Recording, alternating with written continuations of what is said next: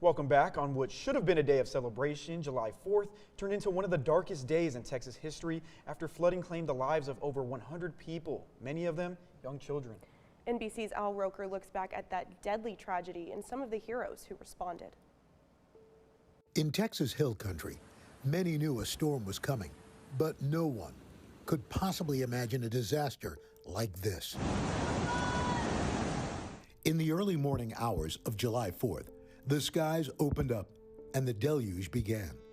4 months worth of rain falling in just a few hours, overwhelming the banks of the Guadalupe River, rising more than 30 feet in Kerrville and fast. To have a river that's at 3 feet deep go to 32 feet in 1 hour. That's like a tsunami. That's like a dam break. That's almost like a storm surge from a hurricane. All along the riverbanks, homes, RVs, and campsites full of people asleep, unaware of the nightmare unfolding outside.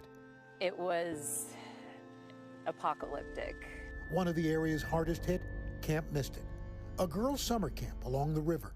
With power out and phones forbidden under camp rules, survivors say they awoke to cabins already flooding and teenage counselors doing everything they could to get themselves and their young charges to higher ground. My daughter grabbed onto a tree. One by one, those girls came out and found anything they could cling to. The water line in what's left of some of those cabins shows just how the floodwaters rose. 25 young campers and 2 of their counselors losing their lives. Seal would be in 3rd grade right now. But instead, she is lost in the Guadalupe River. Seal Stewart is one of the 2 flooding victims still missing.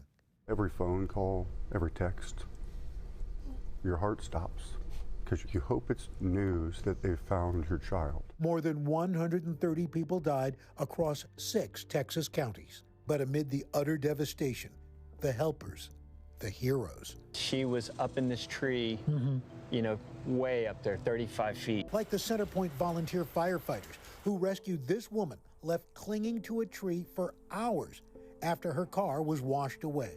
Or the owner of the Hunt store giving away anything people needed, even after their store flooded. So today, Lend a Hand just had to thank them. Open it up, boys. Let's go. Let's see what you got for us. 10,000 shelf-stable meals, $25,000 worth of merchandise. People all across the country supporting Kerr County in the wake of a tragedy that changed so many lives forever. Al Roker, NBC News.